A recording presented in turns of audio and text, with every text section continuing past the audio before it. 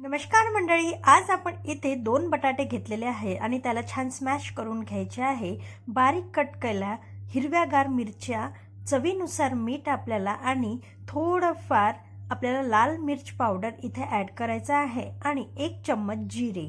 तर हे संपूर्ण मिक्सर आपण मिक्स करून घेणार आहे आणि त्यामध्ये शेंगदाण्याचे 2 वाट्या कूट आणि 2 ते 3 छोट्या वाट्याने आपल्याला यामध्ये साबुदाणा टाकायचा आहे।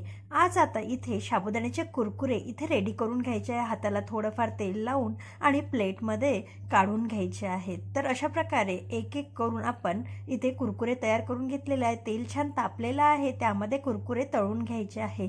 खायला अगदी झटपट बनणारे आणि अगदी टेस्टी कुरकुरीत लागणारे हे कुरकुरे एकदम सर्व करा आणि उपवासाची मजा घ्या। रेसिपी आवडल्यास माझ्या चॅनलला लाईक आणि सबस्क्राईब करायला विसरू नका। धन्यवाद।